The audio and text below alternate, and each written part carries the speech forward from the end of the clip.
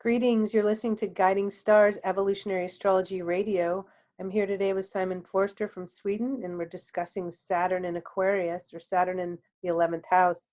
This is a series that we've been working on all year, 2019, to try and complete it the end of this year. We might be 1 month off, but we're almost to the end of the zodiac before entering 2020 when we have this massive stellium in Capricorn, which is the sign that Saturn rules in January, particular January 13th is when Saturn forms a new phase conjunction to Pluto. But we've reached Saturn in Aquarius, which is one sign away from the finish line, and Saturn will be entering Aquarius in 2020 and be dipping back into Capricorn for a while again, and then re-entering Aquarius for good in 2021. So this is a very important topic today for many reasons for all of us, whether you have Saturn natally in your house, in your chart in Aquarius or the 11th house, or you are preparing for this, for Saturn's entry into Aquarius in 2021. It's, 2020 first. I'm a year ahead of myself here. That always happens, Simon. It's like when your birthday's coming, you're already the next age, right? So Right. I'm always preparing a year ahead. And so I'd like to welcome you back to Guiding Stars. Welcome back, Simon. Thanks very much. As always, deeply honored and really appreciate the space to just, talk about the thing that we love, right? Absolutely. And Aquarius, is always ahead of the game. Aquarius is the sign that connects to astrology, ruler Uranus. And so it's important to tune into what can help you be ahead of the game in your own life, right? Help you prepare for something that allows you to uh, honor your own unique individuality, another Aquarian uh, archetype, really. hmm And so, before we dive in, is there anything you want to announce to the listeners? Um, I, what do I have? I would say that if you're interested in exploring the work that I do, you can find me on YouTube by just typing in my name and just going to my to our Raising Vibrations YouTube channel. There's loads and loads of content. I just recently did a Chiron Direct video, which I feel was a really powerful message, and so I'm really inspired about that. And any interest in following my work and my partner's work, we post on new and full moon reports, and that's on our website, and I'll provide us with the links to that at the end of this conversation. Yeah. All right, sounds wonderful. All right, well, we've talked a lot about what Saturn means as an archetype from Aries all the way to Aquarius. People are needing a little bit more information about what it means in the birth chart. You can access any of those shows on YouTube, just to lay down your own foundation of understanding of uh, the power of this planet in our life, how it influences our world. And we will talk a little bit about it again, but every time we do gather here, we're talking about it in a different way. And really, that's the beauty of astrology. There is so much to know about all the signs and houses and planets. You will never know it all. On top of that, which is a good thing, right? We're all in the state of becoming always. Nobody's got it all figured out. And within that, through the transits, we come to really understand and grasp and feel what it means to have a planet transiting a certain sign, or what it means in our life to be able to cultivate a certain degree of depth through these archetypes. There are so many layers and levels of all these energies. And as we evolve, we come to more deeply understand and feel through really their influence in our lives.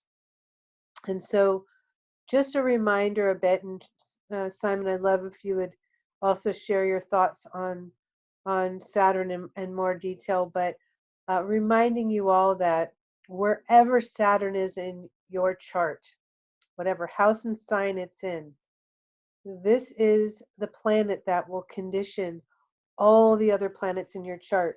So many people will just read their sun sign forecast and maybe their rising sign, and it is so that planet or the sun and the rising is such a small piece of this galactic pie called your chart. I mean, there's so much there. And Saturn, when I learned about Saturn early on in my training and studies, I was blown away at how much more I understood about someone's chart just knowing where their Saturn was. So if Saturn is linked to your conditioning and how you're conditioned, whether it's through culture or family, and you put it in the sign of Aquarius, as I will today, as we will today, or the 11th house, and that means that Aquarius is wrapping or energizing every other planet in your chart. So if you have Venus, which is your relationship planet, in the sign of Aries or in the sign of Cancer, it's going to be infused or wrapped with the sign of Aquarius as well. It's Saturn in Aquarius is like the wrapping. It's your skin, it's your bones, it's the energy that contains your soul. That influences all these other planets, whether it's your communication planet, Mercury, or your relationship planet, Venus. It is so important to understand the nature of how this operates in your life. It can also connect to the fears that you might have. Yeah. Saturn connects to our resistance to things because of the past, because of the history, because of where we've been coming into this life. We all have these memories held in the cells of our being. Long-term memory held in the cells is Aquarius, it is Uranus. And so because of traumas and things that may have occurred in the past lives, we're going to have fears. We may have fears we don't even know why we have fears about these things if nothing in this life would have reflected such an experience within us. So it's important to really understand where that planet is, the aspects it's making, the house it's in, so you can fully understand more of the totality of the journey of your soul, where you've been, what you're here to do now, and why, and where you're headed. Well, so what else do you want to share about Saturn before we get specific? I started dipping my toe into those Aquarian waters. I couldn't help myself, but Brilliant. anyway, It's tempting. It's it absolutely is so tempting. all right. Um, I wanted to share a perspective that I felt is needed deeply when exploring the archetype of Saturn in our birth charts, and I've touched on it before in different episodes and in some way, shape, or form. But I really feel that this what I want to share is also very it's needed a lot because I don't see it in our society as much as I think it should be. And this is maybe a return almost. This is the nature of seeing Saturn as an archetype of the feminine. It's a yin quality. And so, Jeffrey talked about it as when we go through our Saturn return, which is around 28, and we go through our first Saturn square at 7 and 14 and 21.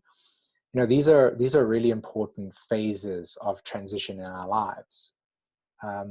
Saturn, is like you talked about. It's the sheath on our that protects the inner squishiness of our being. It's the shield, and it's also the nature of how we develop psychologically in terms of the structure of our self-identity. And without Saturn and the moon, we wouldn't really be able to identify or define things in our world and in our reality. And these major transitions that we go through every 7 years with Saturn, they're important because they reflect aging processes, maturation processes. And this quality of feminine in Saturn, when we don't see it as what am I striving for, but what am I growing into, or what am I growing up as? What am I maturing to?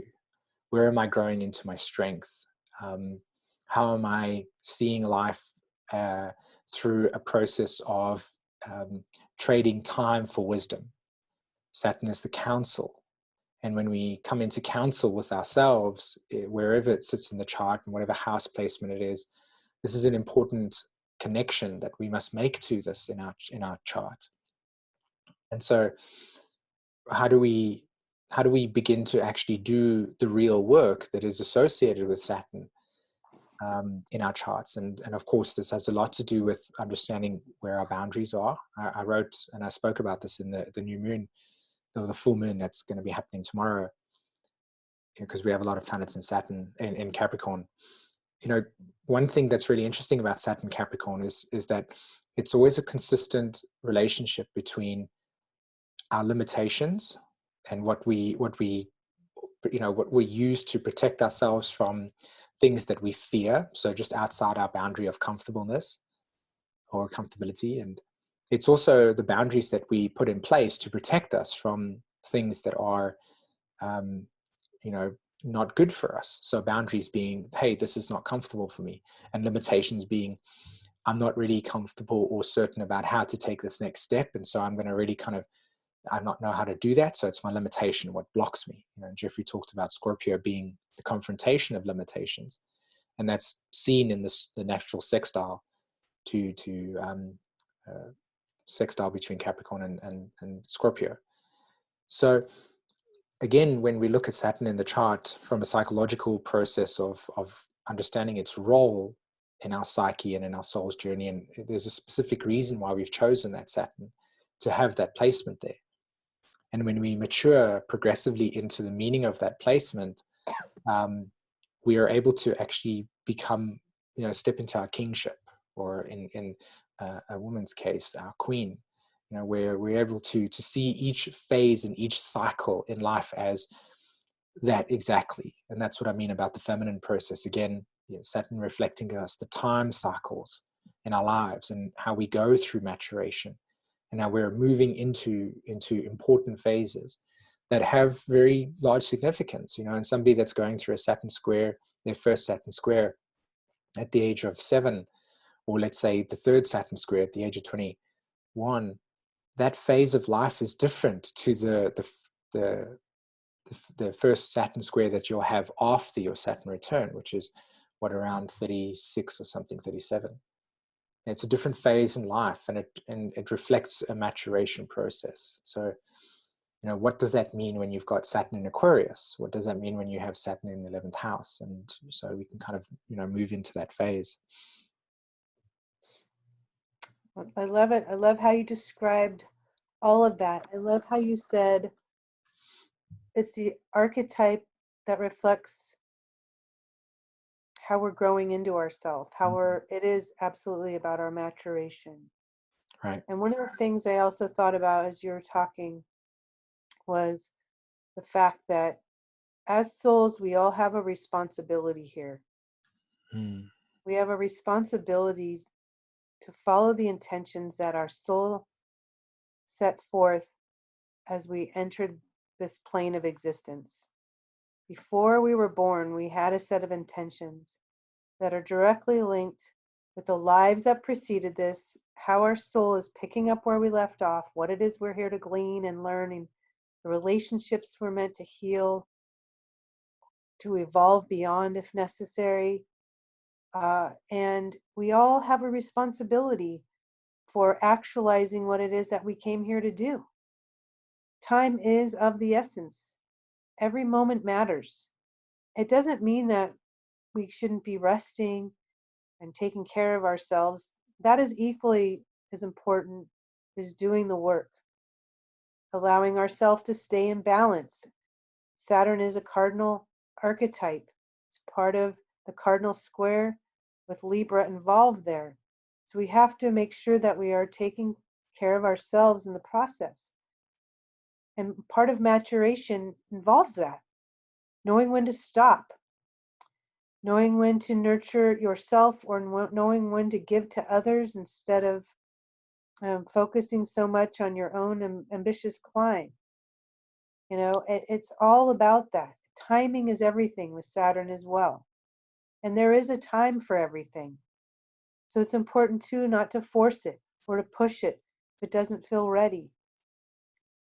you know, it's like writing a book and having a lot to say, but it hasn't quite all gestated yet. It's just still sort of percolating.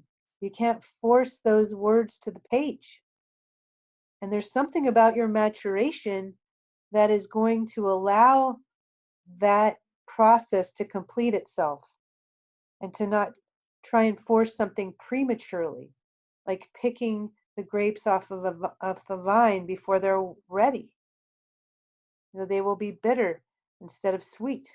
So that is Saturn too, about knowing how important your own maturation and timing is in order to create that sweet spot or to energize it or to live in it. So that Saturn component in your chart will reflect where it is that you do need to take responsibility for what it is that your soul came here to do.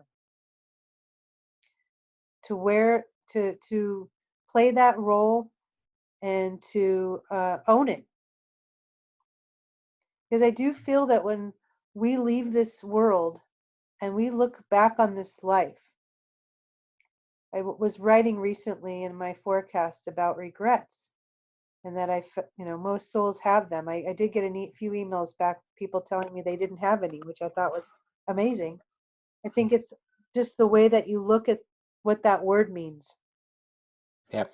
We, you know, we can, another way to say it is just like, gosh, I wish I would have made another choice here, but I learned from that choice. And so within that, I want to add one more thing linked with Saturn. Saturn connects to guilt that the soul carries because of choices that they made that they might have regretted. There's another Saturn word. Because with Saturn in Aquarius, as we'll talk about, or in the 11th house, it does connect directly to unresolved trauma from the past, among other many wonderful things, by the way. It's not just this. And so, of course, the soul might have some regret if they either caused somebody else pain or felt responsible for what might have occurred in their own life that caused pain. Of course, that's going to create some feeling of remorse or regret or even guilt. And it's what we do with that that's important. Natural guilt stays in the soul forever.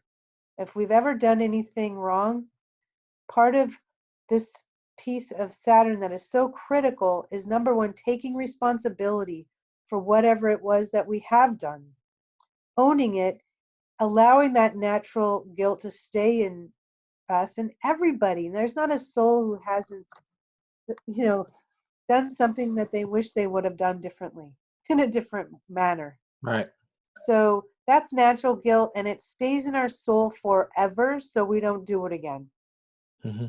You know, learned guilt is the kind that we can need to expunge and to purge. That's the projected guilt from culture, church, you know, government, community, whatever it might be. That is really not something for you to carry, whether, you know, it's like, you know, if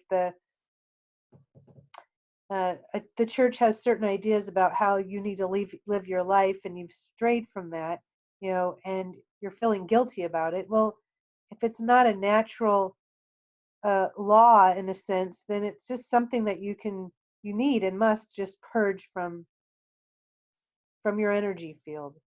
But there are natural things that we've all done that if it, you know, if it wasn't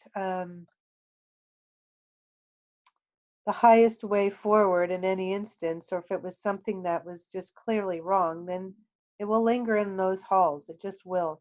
And the Aquarian component to this has to do with changing your orientation to whatever happened. That's Aquarius, that's 11th house.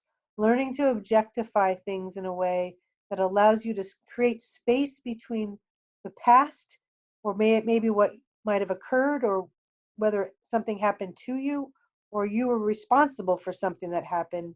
It allows you to create some space and distance from the past so you can understand it with a different perspective and leave it there. not allow the weight of its hold to cling to you as you move forward. And even as it relates to trauma, uh, you know, post-traumatic stress is 11th house Aquarian archetype as well. That that it is a result of whatever might have occurred in your life before or from the past. And it takes a long time to shift that kind of stress in a soul who's been through a lot. But the light of Aquarius is also this ability to detach from what happened, to objectify um, the events, and to progressively, it's like looking at it from the rear view mirror and pulling away from an accident. You can still see the accident if you look in your rear view mirror, but as you pull away from it through time, it can get smaller and smaller and smaller again. It's still there, it still happened, but you're not in the middle of it anymore. So that space of objectivity, of knowing you are moving away from it, you don't have to recreate it again. You will recreate it if you keep staring in the rear view mirror versus on the road ahead. Right. Mhm. That's the Aquarian piece to this. Yeah, absolutely. And just kind of continue with that in the sense of what does, what I've noticed in my work and what tends to happen with souls that have got Saturn in Aquarius. Um, Firstly, let's look at the father archetype or the model. That's and the reason why I'm taking this approach as I kind of introduce a way of looking at Saturn in Aquarius is that, or the value, or the reason why I prioritize this, what I'm about to share, is that, you know, again, when it comes to me, when it comes to looking at our astrology charts and seeing, especially when it comes to EA, because to me, EA is about really getting stuck into what the soul wants to kind of really do. And so those symbols speak to, almost in a sense, a kind of work that is calling for us to step into. And I remember, at the beginning of the show, just before we went on, you had said that, you've really done lots of work in this lifetime, and it's true. And I believe you there. And EA kind of facilitates that on some level. So, Saturn and Aquarius souls will, we all need a kind of role model in our lives, somebody that represents, who defines things, what are the rights and wrongs, what's the moral code, where are the laws, where are the boundaries. And there's a mixture with Saturn and Aquarius. There can be a lot of people that have got this placement that tend to have had some really disjointed role models, where they may have been very detached and aloof and not available, not there. And so their sense of how they, go about doing their things and honoring their Saturn in their chart can almost takes on that same shape. There's that Aquariusness of being very detached, not necessarily coming across as somebody that is, I say this with incredible looseness, because there are other, there are some opposites, but they struggle a lot with their emotional reality. May have not had a nurturing father in that way, or the parenting dynamic would have been very, like I said, something unique or different or odd was about the process. And so the model of what that Saturn represents in their chart tends to lead people with this symbolism to have to go and recover their own individuality, their own sense of what their personal definition is about, because the model that was in their life never really gave that to them. So there's almost like a space between what is their sense of self and their sense of identity and what they feel that they want to define in their lives, and how they go about doing that. So this is classically the souls that are very rebellious. They tend to look at the societal rules and the kind of definition of Saturn more as I need to be rebellious, or I need to be a renegade. And again, that's no negative statement on that. It's I see Saturn in Aquarius, or Saturn conjunct Uranus, or square Uranus, or Saturn in the 11th as souls that have come here to ask everybody else the question, are you sure that those rules should be in place? And okay, fair enough if they are, do they really support our evolutionary process? You know, because I'm kind of, like you said, I'm a little bit ahead in time, so I'm seeing things from a different perspective, and because of that, I'm offering something here in a very detached, observing type of way that um, maybe we're not seeing while we're inside the box. And so there's a kind of necessity for really honoring the authorship or the authority, in your life around being different, and asking very um, you know Aquarian questions that get us to think, that get us to see things in a way that's, like I said, not defined by the current rules or the current status quo. And I feel like this is also somebody that comes into the lifetime because of that initial lack of potential role model in their life, Saturn being the role model figure, and the necessity for the psyche or the personality to really attach to a role model so that they can have a reflection of their own inner values, of what we consider to be things that we are, role models always reflect to us in some way uh, uh, a kind of guidance that is necessary when we're younger. So that's what I mean about role models and Saturn. Saturn speaks to the person who has gone through the rites of passage. This is what I was referring to earlier, and why I said Saturn being something about time and maturation. We tend to look at people that have, come into their full maturation in their life as somebody that can guide us during our times of confusion and lostness and trouble, and also when there are amazing moments of possibility and potential. We need that kind of stern Saturnian realm of support.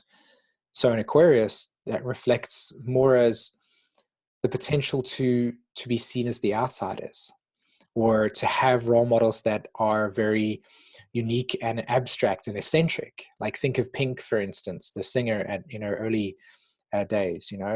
She very much reflected, I don't know if she actually has Saturn in Aquarius, but she must have some Leo Aquarius energy.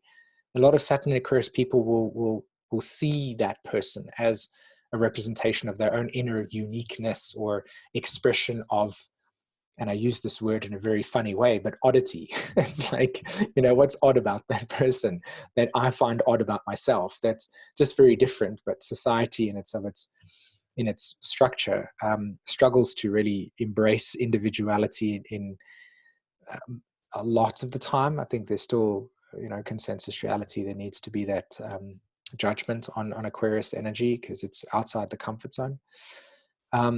So that's another example. But then you can also have something a little bit more darker with Saturn in Aquarius. And this comes with some of the themes of what you were talking about, where there's, unresolved complexes and traumas that exist, where the structures in the person's life, again, are disjointed and fragmented. And so their own psychological maturation process is distorted, or there's a lot of displaced complexes that rise and show up, and that can be very difficult for a person to feel accepting of themselves. And I think of the most recent film that came out called The Joker, and in a very limited capacity, my sense of it is that that movie on some level is a warning to society. Oh yeah. Because there's, Aquarius can also be the part of where you're extradited from the group. And so, if you're like, think about the statement, if a child is rejected by the community, he comes back to burn it. This is where this archetype can also play out. And what's really fascinating, Kristin, as I kind of just take a little bit of a moment to share more information here, if it's okay. What I found really, really fascinating in the work of understanding the Pluto and Virgo generation, which, by the way, any person that's Pluto and Virgo, I highly encourage you to go watch the presentation I made on my YouTube channel. It's called Spirit and the Transformation of Spirit. And it's kind of me just sharing my, inspiration around understanding the planetary nodes and how those were affected in your generation and what were you here for, and just really kind of sharing a lot about your generation, because I have a lot of empathy for you guys. And one of the things that I found really profoundly was that Chiron, so Uranus and Pluto make a conjunction in 1965. Chiron gets discovered in 1978, 78, 79. And when Chiron orbits between Saturn and Uranus, or Chiron always orbits between Saturn and Uranus, Chiron will either be close to Saturn in its orbit, or it will be furthest away from Saturn and closest to Uranus. And when it was discovered, it was closest to Uranus, so it kind of catching the Uranian vibes. And then when Saturn went into Aquarius, this was around 1992, 1991, in that time, it was actually in direct opposition to Chiron in Leo. So Saturn was in opposition to Chiron in Leo, and then Chiron, as Saturn moved a little bit into Pisces, and then Chiron was moving in Virgo. And what was the correlation, and why I bring that up, is that during 1991, 1992, there was a tremendous amount of like the wall of trauma from patriarchy and domination and control, and all of this stuff was like really in our field. Like Chiron was bringing the messages of the Uranian field into our physical reality. And we could see that the Saturn archetype, the governing king archetype of our world and our governments and the ruling elite, etc., were corrupt. And Uranus Chiron was bringing this message very loud and clear from the Saturnian realms to us in the physical world. And Chiron was closest to Saturn in 1991, 1992, 1993. And a lot of those souls that have got that Saturn in Aquarius opposed Chiron in Leo theme, they have a lot of trouble with the father archetype in an intense way. And a lot of those are repressed, complex emotions of unresolved narcissism and never being recognized and seen and validated. It's showing up in very, very uncomfortable ways in the way that we see the collective at the moment. And that's why that film, The Joker, is a kind of kind of a warning to society, because the connection between Uranus and Saturn in Aquarius and in opposition to Chiron and Leo speaks to where there is a really, really deep, unresolved inner child complex. And Jeffrey talked about this when he said that, when Uranus and Neptune were conjuncting in Capricorn. I know this conversation's got a little bit heavy here, and I'm super sorry for it, but it really illustrates the essence of the shadow of Saturn in Aquarius, which is going to take place at the end of next year. And I know that everybody's looking for a lot of high hopes things, and I'm definitely with you there. And there are a lot of positive things coming out of it, but there are also other things in which our society, Saturn, and our community at extended levels, Aquarius, these themes are also going to come up for us. And I feel like it's really important for us to know what those themes are. And also for people that have got this natively in their chart, that you also have coming out to really, really put together and begin working on some of the parts of yourself that have been deeply influenced and affected by, like I said, the early life conditioning, where there's an absence of that maturity, and where are the right boundaries, and how do we define things in ways that are healthy versus too much rebelliousness or a revolution in unhealthy ways.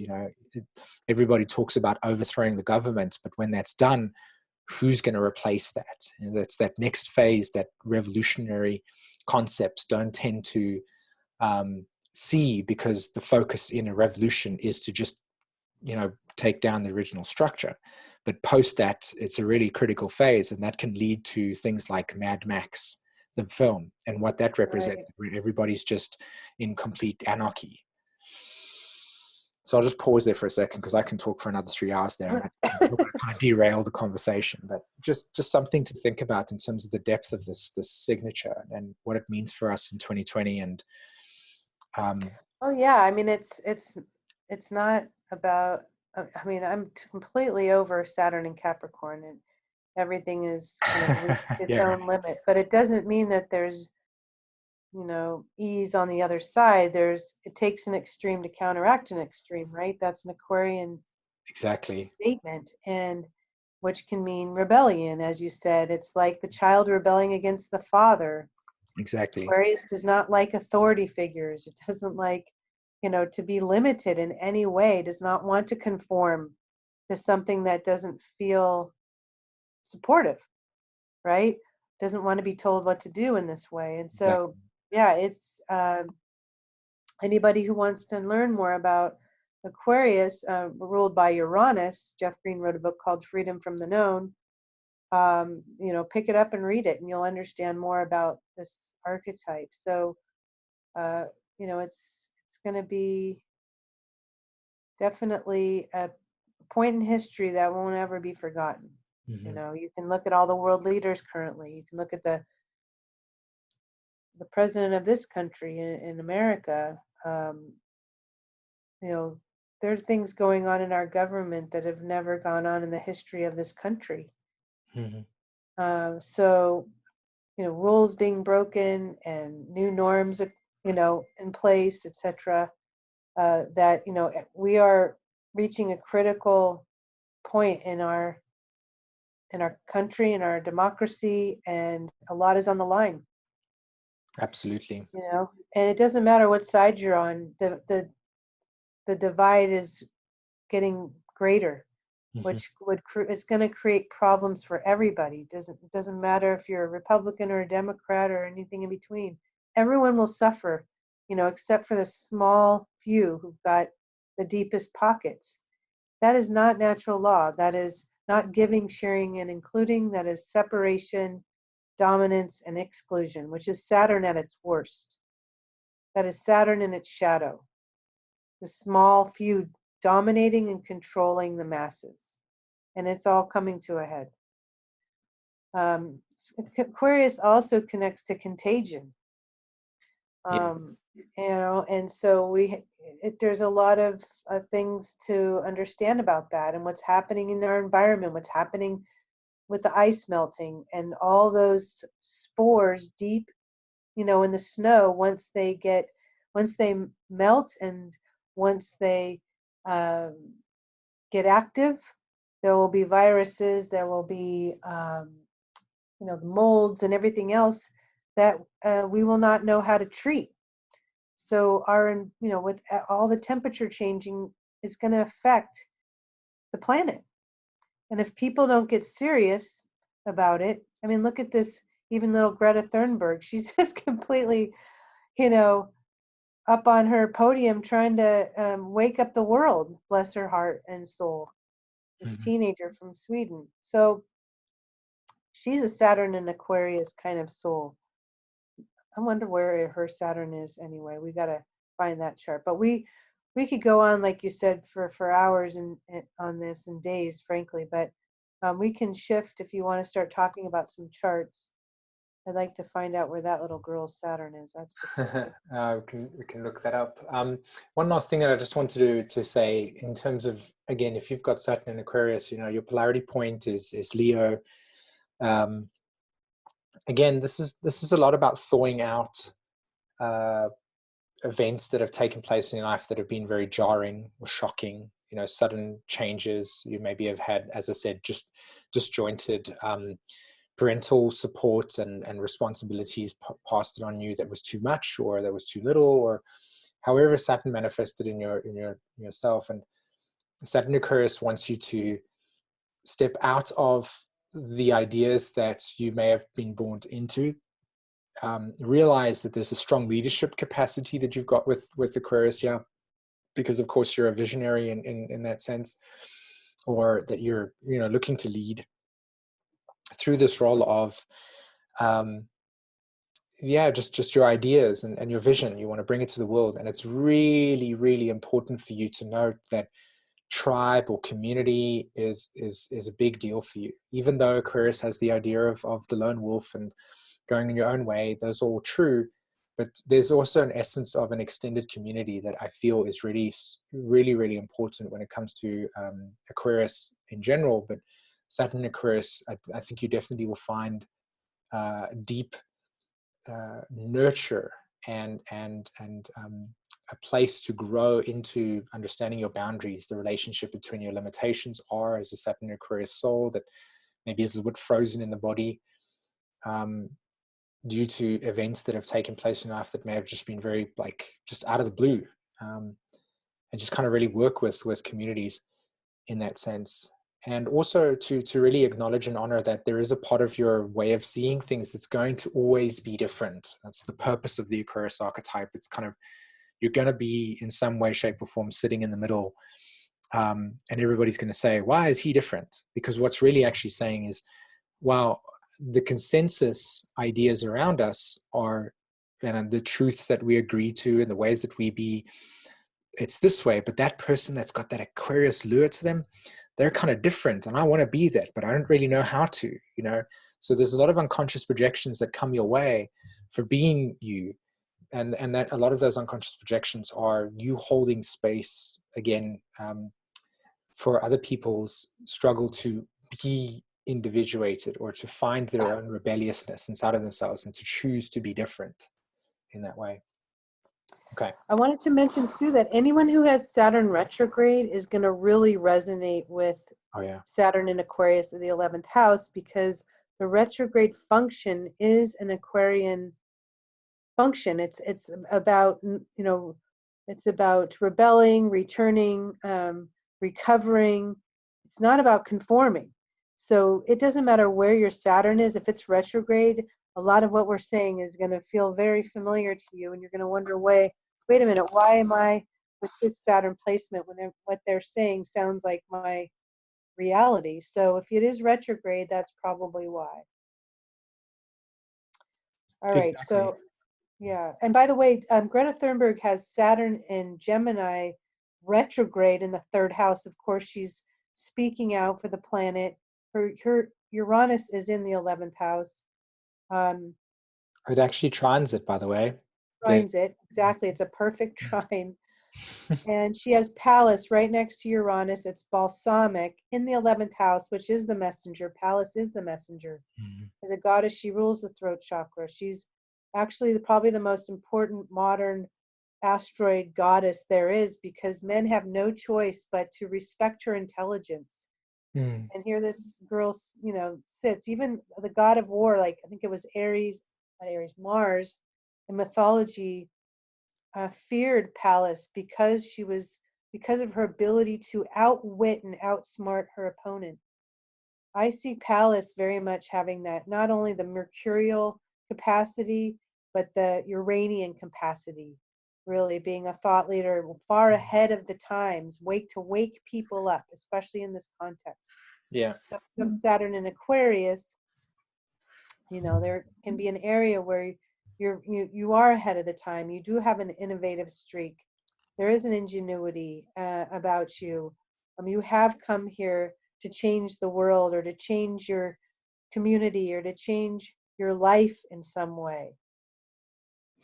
So I find it really interesting, just a kind of brief thing, just for everybody that's watching this or listening to this, that, we talked about Saturn retrograde being something that's got a Uranian quality to it. And, chart, she has Saturn retrograde in Gemini. Her Mercury is retrograde in Capricorn. And so for those of you that follow EA, Capricorn is the same archetype as Saturn, and Saturn is the ruler of her Mercury. And of course, her Saturn is retrograde, so it immediately points to her Uranus in her chart. So her Mercury and her Saturn working together due to the same house sign rulerships will naturally be impacted by the Uranian quality in her chart. And I mean, and then there's the trine to Saturn. So even though she doesn't have Saturn in Aquarius or Saturn, in the 11th house, there's a tremendous amount of repetitive themes that give that really strong Uranian energy to the chart. Definitely. All right. So let's throw up some charts. Absolutely. Yeah, that's right. So this is a chart. You want to tell us a little bit more about it or what it represents? Sure. This is a girl in her 20s. You can see here with the Pluto, where the Pluto sits there in Sagittarius. And I brought this chart here because I feel like it's important to talk about how trauma affects the breath. Brilliant. I love that. Okay. So we store stress, or trauma is really affects our breath, our lungs, our ability to take deep breaths. We all know that we're in stress. When we are in stress, we do this labored breathing kind of thing. We don't breathe all the way down to the bottom of our belly, right? Or like a runner. They're not. When you're running, you're not taking these long, slow breaths most of the time, especially if you're not in shape. You're panting like a dog, essentially. But when you've been traumatized, a lot of people might come into this world with asthma Mm. or with difficulty breathing, and this particular soul, uh, is absolutely affected. When she's stressed, she has to have an inhaler and any kind of emotional stress, and it shuts down those lungs. Anytime there's she's well, anytime she is overly stressed, whether it's just in general or especially emotionally, there's it literally can create this feeling like she's running out of air.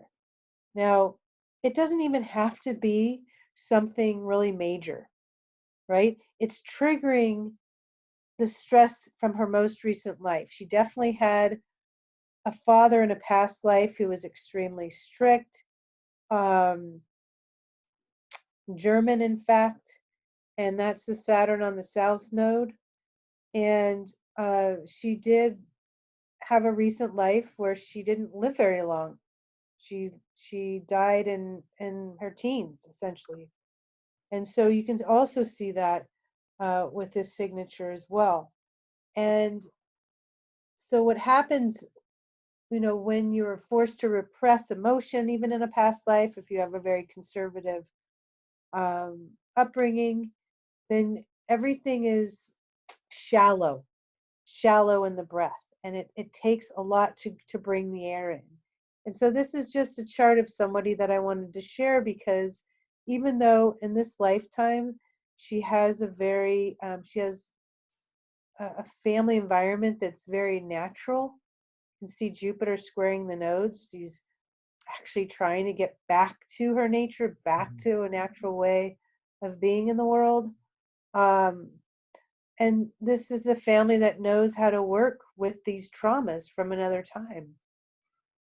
And so if you do have Saturn in Aquarius, you could have uh, challenges with the breath or asthma in some cases. Sometimes people will have exertional asthma, just any kind of added exertion. Let's just say hypothetically somebody lived during a wartime, and you can imagine what goes on in the chaos. Any kind of exertion might trigger the trauma from the war, and could be a soul who's not able to participate in sports because of that. Mhm. There's a lot of ways that you can go with this one, but it's also teaching this soul that's what is equally important is learning how to breathe for yourself, right? Learning or to teach that soul how to create more emotional relaxation through whether it's yoga or deeper meditations, when the soul is not in a state of stress, right? Strengthening the lungs from that standpoint, Yeah. not waiting till they're in stress to do it, but really making that part of their daily life, breath work in particular.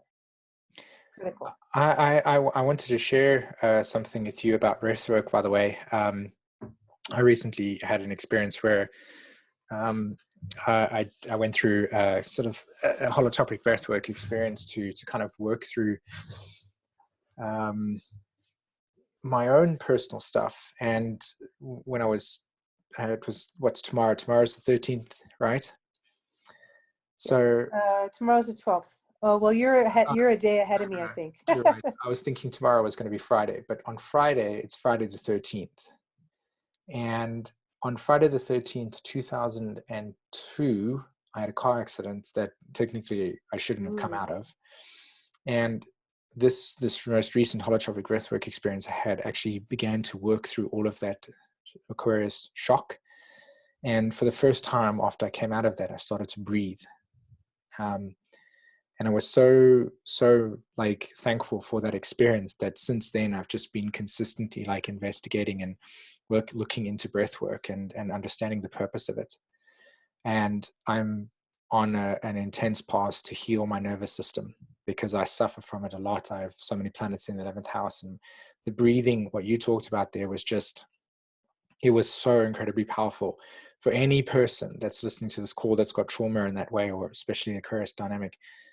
Breath work is one of the most powerful ways of healing that stuff, because not to get too deep into it, but it literally starts to reorganize the myofascia and the way that the muscles are developed within your skeletal system, and amongst other things, like for instance, to bring oxygen to the parts of your body that may have been shut down because your nervous system is just completely frozen.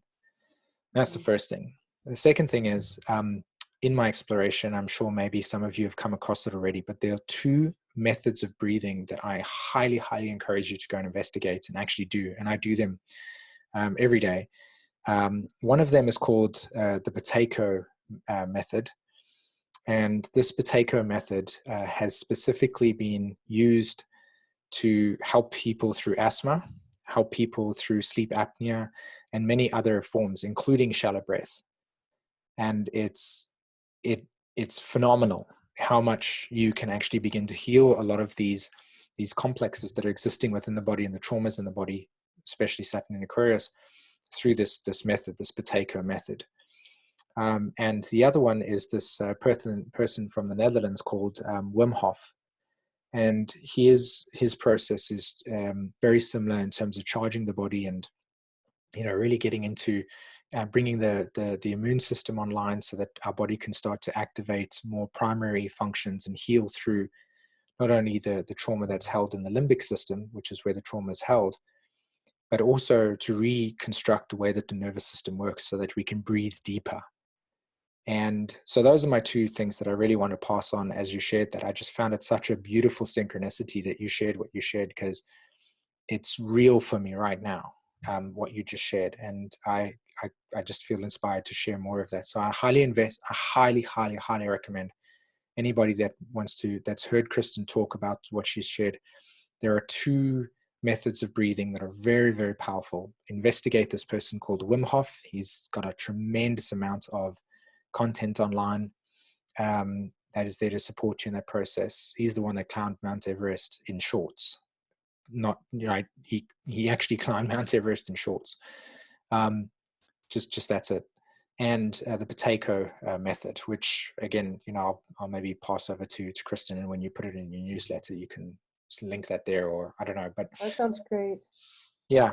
So that's what I want to add to that deeply, and to pass on to your clients as well over this chart. Absolutely. Also, as you said something that really caught me.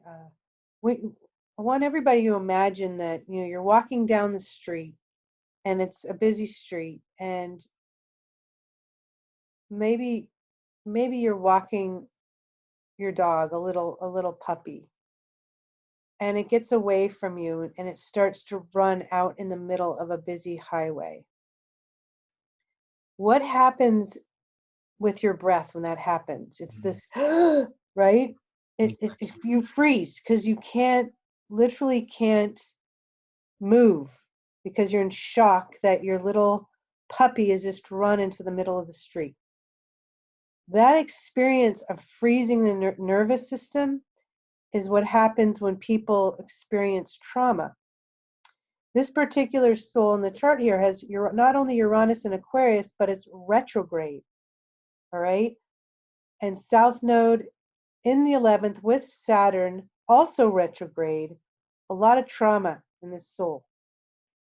And so all it takes for a soul with with Uranus retrograde in particular, but any Saturn retrograde in the 11th house, there are tripwires everywhere that can activate the old traumas from the past. This is intentional, by the way. From another person's perspective, it may not seem rational at all, like somebody is acting like they're going way overboard. They seem to be way more anxious about something than you think is, that makes sense for the situation. But if you have Uranus retrograde in Aquarius, you have Saturn retrograde in the 11th house, Saturn in Aquarius, Saturn retrograde, this unresolved trauma from the past gets triggered, and it allows the soul to work through it in a way that is not life and death. However, the body will feel like it's going through it all over again. So it allows the soul to rework through what happened without it being this worst case scenario. Because we can't stay in the freeze. We have to defrost all of that. We have to evolve. We can't stay in the middle of the scene, panicking or detaching from it even, and expect that we can evolve. We have to emotionally work through it. We have to work our way through it by reliving it on some level. And what the soul can do in these situations is put themselves back into the center of what happened, but in a safer environment. And then eventually the breath will return, the panic will cease progressively over time. It will ease because it realizes, oh my gosh, the worst thing isn't going to happen. But it has to experience many events where the worst doesn't happen before the soul can gradually walk themselves back out of the scene without the room blowing up, or without gunfire happening or what have you. And so that is the nature of this Aquarian archetype, at its most difficult with Yeah. this kind of signature. Yeah, I agree completely. And if there's there's a great book, and I wonder if I actually have it in front of me here. Let me just have a look quickly. P complex. Okay, here it is. This is just something also to add to this. I'm just going to get it from the shelf. It's called Complex PTSD, and it's called From Surviving to Thriving, from a person called Peter Walker. And this is an incredibly profound book in terms of helping people move through childhood history of trauma, amongst millions of other things. And this is a really great book to get if you've got this type of signature and you want to need to work through a lot of the things that we talked about right in the beginning. Like just opening up randomly, and it talks about recovering from a polarized fawn response, which I have in my nervous system. And I love what you shared. It's very close to my heart, and I appreciate what you've honestly put a lot of passion into. I can hear it and feel it, and I hope that anybody that's listening to this and this feels like it's close to you, that this is something that that you find meaning in, or at least some valuable information. So Yeah, I mean, I can't speak enough to the retrograde archetype in this context. I do feel like there's so many people on the planet that have the retrograde or retrograde Uranus or a Saturn retrograde that can really relate to a lot of what I'm saying. It's not only those here today that have Saturn in Aquarius or Saturn in the 11th. And so, there's a lot of walking wounded on the planet. In fact, all of us have experienced trauma in our lifetimes, and so we can all relate to it on some level, and everybody can relate to uh, what would happen in your body if whether it's an animal or a child running across a busy street. That's all you have to think about to put your body in that kind of panic. And you'll know what that soul might go through on a regular basis with the smallest of tripwires. And then it allows you to have more compassion for the people in your life that are carrying these signatures. So, all right, I don't think we have time for that other chart.